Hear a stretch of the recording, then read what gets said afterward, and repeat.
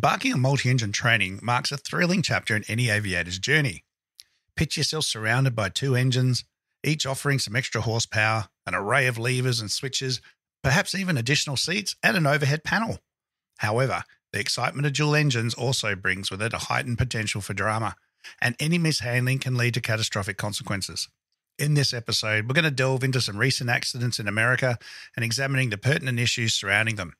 All that and more coming right up. So strap in and let's get into it. Standby star 9000, 1013, Kilo 25. Coordinating aileron and rudder, bank, balance, bank pressure rolling to 30 degrees. That's 30 degrees there. 3 G'day everyone and welcome to episode 112 of the Flight Training Australia. From Queriting to Corn, Kwandong to Quindi and everywhere in between, this is the podcast all about flight training and flying in Australia and beyond. I'm your host Trent Robinson. G'day, how you going? Bet you didn't think I could come up with enough Q aerodromes, did you? But there you go. All right, big episode today, lots to talk about, but first, I just want to pass my condolences to the family of the young fella who tragically lost his life last week in Camden.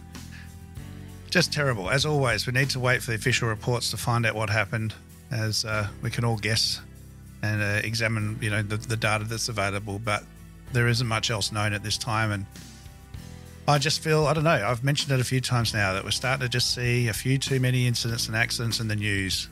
So I just put a call out to everyone, just to slow down, focus your energies on keeping yourself, your crew, your passengers safe, and make sure that we all go home. Whatever happened, some form of loss of control has clearly taken place. A few episodes ago, I mentioned I was going to discuss the apparent increasing rate of multi-engine incidents in the US, and whether this was a stall, spin, or spiral style accident. Then whilst they're all different causes, they had a similar outcome, an uncontrolled descent into the ground. So let's have a look at some of the accidents that I've been referring to. And I'm sure most of you who spend some time online and YouTube and that sort of thing have seen these. Sort of in order, but not in any particular order. There was a Cessna 310 departed out of Santa Fe, Vmca takeoff accident, engine failure, high density altitude, didn't get a lot of height and crashed into the ground soon after takeoff. A Seminole at Newberg in Oregon, 2 fatal, serious injuries to the third on a training flight. I'm sure you've seen the videos of that Seminole spinning into the housing area of a nearby suburb. That was a training accident. A Cessna 310D. Engine trouble, low power on one engine. The pilot decided to return, and on final approach, the left engine either went to idle or lost all power, followed by the sound of the stall warning. The aircraft then immediately rolled left and impacted onto the ground short of the runway. Thankfully, most likely due to the low-level point of entry, the pilot survived. More recently, in December, there was another Baron doing VMCA or VMC training. At about 5,700 feet, the pilot lost control, entered the spin and called for help on the radio, maydaying that they were in a spin. The aircraft impacted on the ground and both were fatally injured. And then finally, most recently, just a few weeks ago, an aircraft again on another training flight conducting turns on the radar and then appeared to configure for a stall or possibly a engine failure drill. The aircraft then entered a rapid descent, impacting the ground. Eyewitnesses observed this aircraft also into a nosedive and then corkscrewing to the ground, most likely a spin event. The flight instructor, the commercial pilot, student, and the passenger, who was the owner of the company, were all killed. So I'd just like to take this moment, first of all, just to send my condolences to the friends and family of all those affected by these tragic accidents. And again, whilst the findings aren't finalised, I believe there is plenty we can learn already from the possible outcomes. And there's lots of us to dissect, irrespective of what the actual cause of these incidents were. I think it's well worthy of discussion. So I'm using these to prompt the discussion. However, I'm not going to be trying to dissect what exactly happened on each individual flight. So firstly, before we go any further, for those of you who aren't multi-engine qualified yet, those who are in training or those that probably need a bit of revision, here's some terminology we need to review and I'm going to use this all throughout the episode. OEI, one engine inoperative. So simply meaning one engine is shut down. Now, we're only dealing with light twins in this discussion, so we're not getting into 3 and 4 engine aircraft. VXSE, so we're hopefully all familiar with VX, which is best angle of climb. So VXSE is best angle single engine. Similarly, VY, best rate. VYSE is best rate single engine. Now, this is typically marked with a blue line on the airspeed indicator, and some aircraft have a range of blue line speeds dependent on weight. If that's the case, then the maximum weight takeoff speed is the one that's going to be marked on the airspeed indicator. Next one is VSSE, or the safe intentional one inoperative speed, originally known as safe single engine speed. It's the minimum speed to intentionally render the critical engine inoperative, factored to provide a safety margin for intentional asymmetric training operations. In other words, practice engine phase should never be simulated below this speed, and I'm going to use reference to this one quite often. Critical engine. Now, some twin engine aircraft, or the majority these days, have standard engines in which they are American built, so from the cockpit they rotate clockwise. What this means is, if you've flown a high-performance single-engine aeroplane, you'll be familiar with a thing called asymmetric blade effect, or P factor, and in essence, that is the downgoing blade has a higher angle of attack than the upgoing blade. All right, I won't go into why now, but you can go look that one up if you're unfamiliar.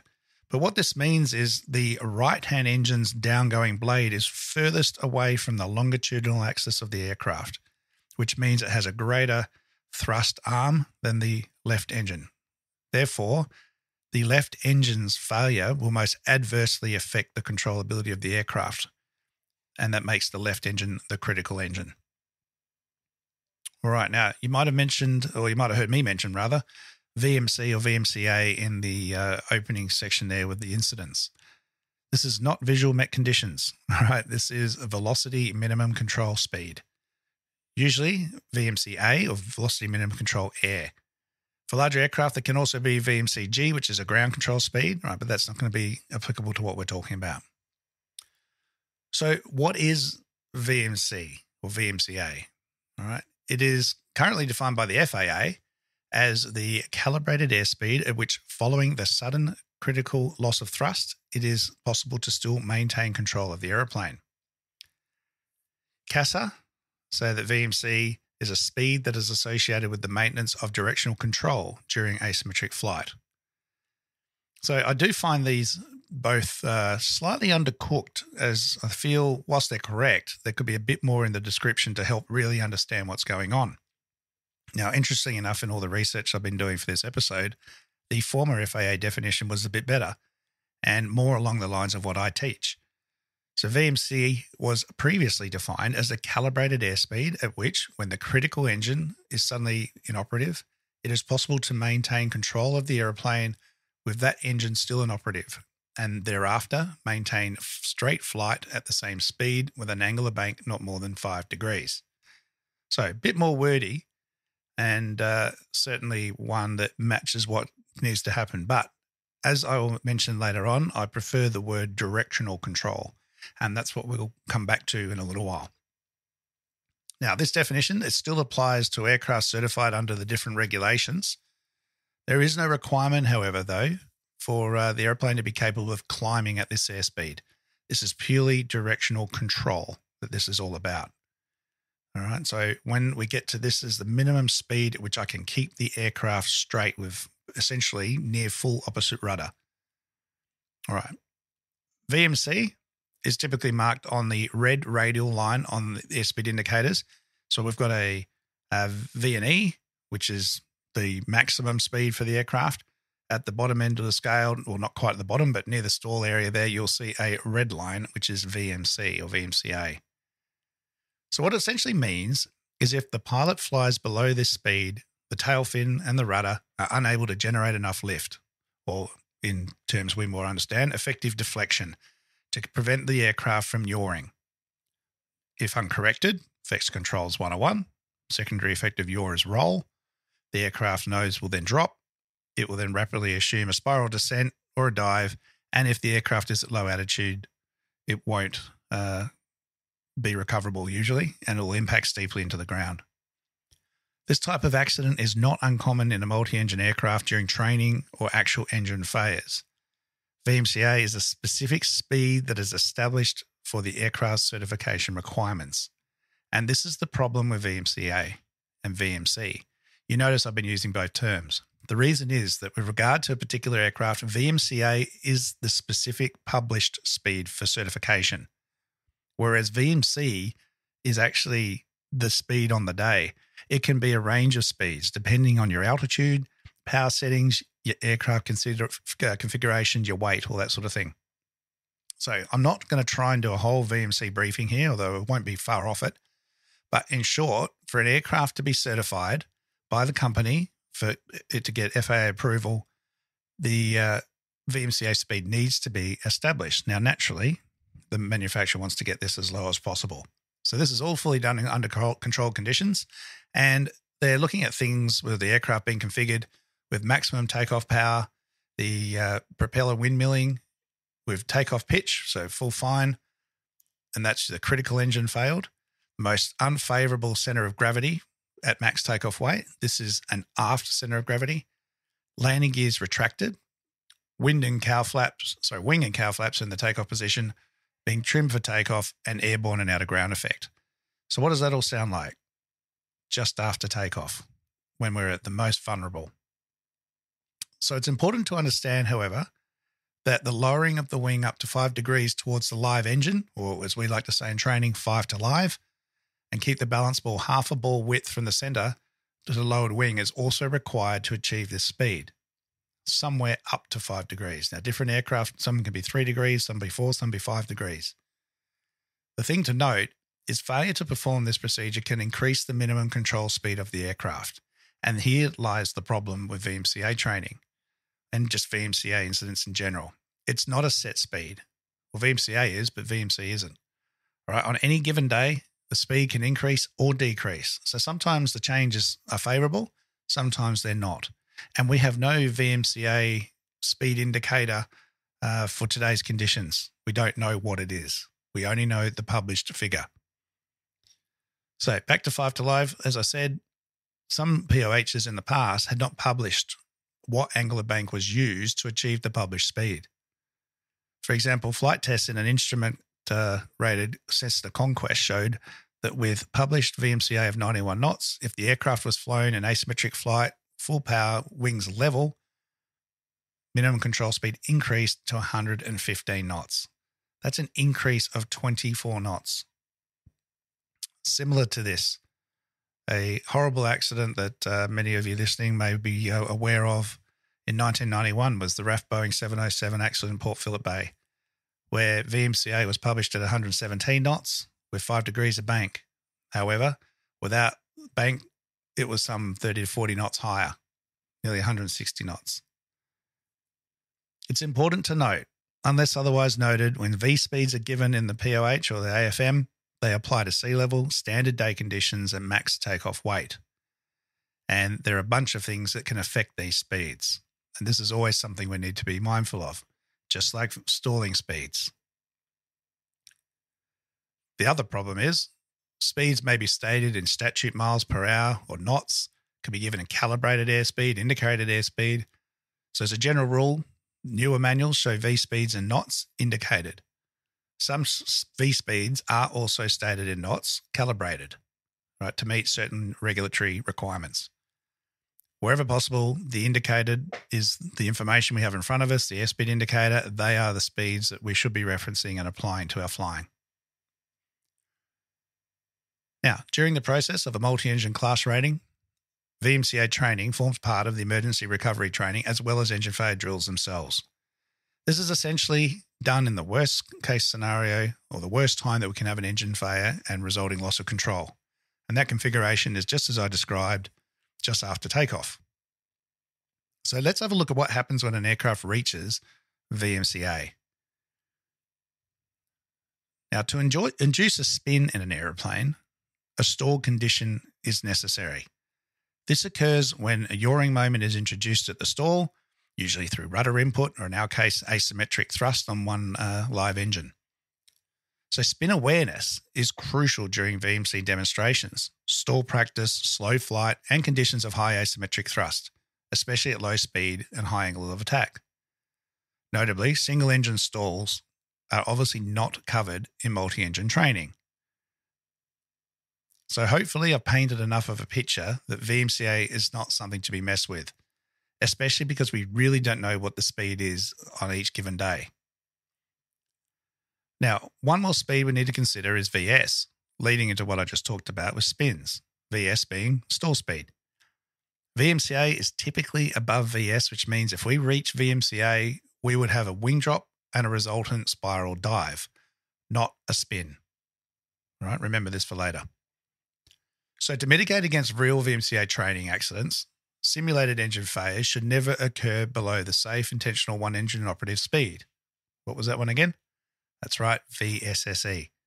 So if VSSE is not published, blue line or VYSE, our minimum or maximum best rate single engine speed should be used. We do not go below that speed. Outside of training scenarios, the aeroplane is only operated there briefly, basically during takeoff and the final stages of landing. For spin avoidance during engine failure practice, instructors should closely monitor the airspeed and angle of bank the students are using to execute maneuvers. Vigilance during stall and slow flight practice is essential. While forward center of gravity improves stall and spin avoidance characteristics, it doesn't eliminate the hazard. Remember, the worst case scenario was an aft C of G. Now, the thing to remember with this as well is we go out to practice engine failures. But remember, we don't know when real engine failures are going to happen. And this is why when we go to fly twins and to an extent single engine aircraft, we go to great mitigating practices to ensure that we keep the aircraft in a controllable situation as much as possible. We only go outside these envelopes when we need to. So during VMC demonstrations, instructors should watch for impending stalls, as students may focus on directional control, overlooking a stall indications. And if it can't be demonstrated under the existing conditions, then a rudder blocking technique may be used for training purposes. Now, I don't let students do a VMCA entry and recovery. It's something we used to do long ago, but basically now I only use a demonstration method. I'll show them, and I'm going to go through what I do in a minute, but the student doesn't actually do this, but in the States, they do. So as few twin-engine aircraft actually undergo spin testing, spin recovery techniques are based on available information. If a spin indeed does occur, manufacturers recommend promptly retarding both throttles to idle, applying full opposite rudder, and applying full forward elevator stabilizer pressure simultaneously. Maintaining these positions until the spin stops, then adjusting the controls as needed. It's basically your standard spin recovery. Asymmetric spinning is not something we conduct or train for, and the characteristics therefore are largely unknown as a result. So it's for all these reasons that I, and hopefully the majority of Australian instructors to my knowledge, teach a VMCA demonstration through methods of a bit of theatrics and simulation. What do? Well, the aircraft is configured for VMC, as we discussed earlier. However, there's some factors in there that we can't change. We can't change our center of gravity, our takeoff weight, unless we're already fully loaded. So the gear's retracted, the flap set for takeoff, critical engine is simulated failed in windmilling and not feathered, and the live engine at full power. The aircraft is then slowly pitched up and kept straight with rudder. As this happens, naturally the airspeed is going to decrease, and this is where my definition for VMCA varies slightly, which comes more into line with the CASA manual of standards. A multi-engine competency is to maintain directional control in the event of an engine failure, initially within 20 degrees, and thence 5 degrees thereafter. Now let's just talk about control for just a minute before we come back to the scenario. What is your definition of maintaining control of an aircraft? If the wings are level, height maintained, and the heading is slowly drifting left or right, is the aircraft in control? Some would say yes, because it's not descending or spiraling towards the ground. However, the aircraft is not going where you want it to. This is called uncommanded yaw, which will eventually become an uncommanded roll. This aircraft is now out of control. It is not doing what you want it to do. So the definition for VMCA forms part of our 20 degrees. We need to keep the aircraft within 20 degrees. Once it goes beyond 20 degrees, we have said to have lost control of the aircraft, regardless of how scary or violent or whatever that may seem at the time. All right, so back to the demo. As our airspeed reduces back towards VSSE, rather than increasing the rudder to keep the nose straight, we start to reduce it, allowing the aircraft to slowly yaw and secondary roll towards the dead engine, looking like an actual VMCA incident would. All right, as we arrive at VSSE itself, rudder input is all but released. The aircraft enters a wing drop, asymmetrically thrusting into a roll to the left or right, but typically it's going to be the left because we've done the critical engine. However, the key difference is we've got airspeed and a safe margin well above VS and VMCA. After that, it's a typical 3-step spiral dive recovery. Close the power on the live engine, roll wings level first, and then raise the nose to just above the horizon. Positive rate, commence an asymmetric climb out. Remember, we're one engine and operative after all. Why not roll and pull the nose up at the same time? Well, that has the potential to run into a rolling G overstress. That's a whole nother conversation. So in review of the information we have thus far with the accidents in the States, there is a subtle difference in the potential recovery. Due to the high altitude of the airports across the United States, you typically want to be not below 3,000 AGL for these demos. This places aircraft at 5,000 to 7,000 feet in some locations. The Baron, for example, recommends being not below 5,000 feet for this maneuver. As altitude increases, air density decreases. This results in less airflow, less maneuverability and less yaw, and the VMCA speed, or the speed at which we're going to lose control of the aeroplane, is reduced. This means it's actually reduced below the stall speed. So as I said earlier, this in turn means instead of a spiral dive, the aircraft is now going to enter a spin. And this is what we've seen in some of these incidents.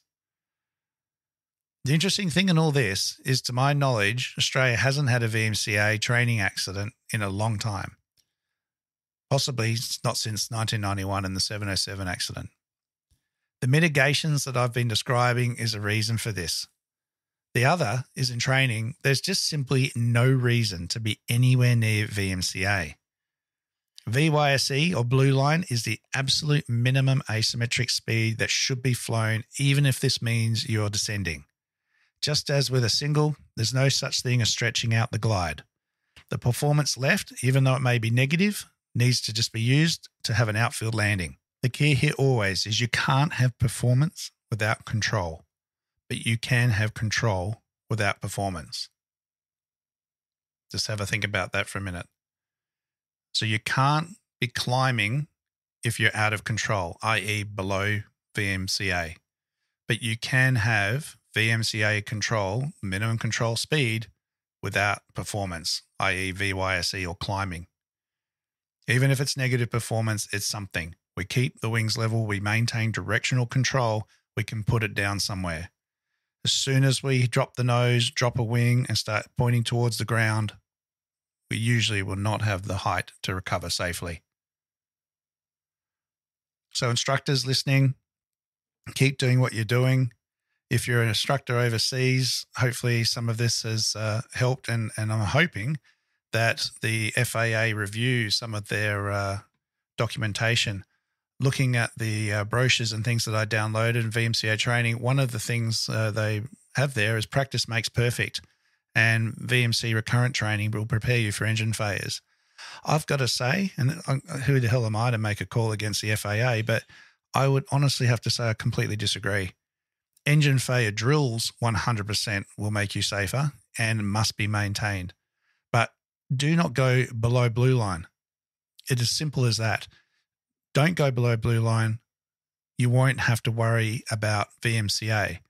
And when we talk about the full VMCA brief and asymmetric flight reasons for gear up versus down, you may have picked up, well, hang on, I thought gear down was worse. Well, there's reasons for that. But again, you'll get that from your instructor, hopefully, when you have a chat. But we need to just not be doing these drills that just don't have relevance anymore. By all means, jump in a simulator, do it there. You can do whatever you want. We can do rotate cuts, V1 cuts, all these things that simulators have been built for, so we can get better exposure and better training of all these things. But right now, Vmca training down to Vmca or close to it has no place in a multi-engine aircraft in real life. All right, so that wraps things up. I hope you got something out of that and found it insightful. It's a subject matter that I'm very, very passionate about, as you can probably tell, and something that I've been teaching and training for a long time now and just won't compromise on. CASA originally, twin ratings were sort of getting given out of Wheaties packets and treated like a single engine upgrade. You go out, do some general handling. Oh, by the way, this is what an engine failure looks like, and shoot some circuits and off you go. Then the cap came out and changed the outline and refocus of what was required, and the incidents had a positive effect where they reduced, and knowledge and all that also increased. So well done to CASA for that. I think it's a really great move, and we're definitely seeing a positive outcome on that one. All right, guys, fantastic. That's it. I'm done. Have a fantastic week. Be safe, as always. If you'd like to know more, you know where to reach me. All the social media links are in the episode description. Thank you, everyone, for the messages that you've been sending as well. I've had some absolute pearlers the last few weeks, including people who have... Taylor just messaged me recently today saying that he's been listening for about 4 to 5 months now and just took his first lesson after being inspired by that. And that just, fills my heart. So that's awesome. So thank you for that. And look, that's enough of me gibbering on. I will see you next time, you know where. And blue skies, remember the golden rule. Aviate, navigate, communicate. Cheers, everyone.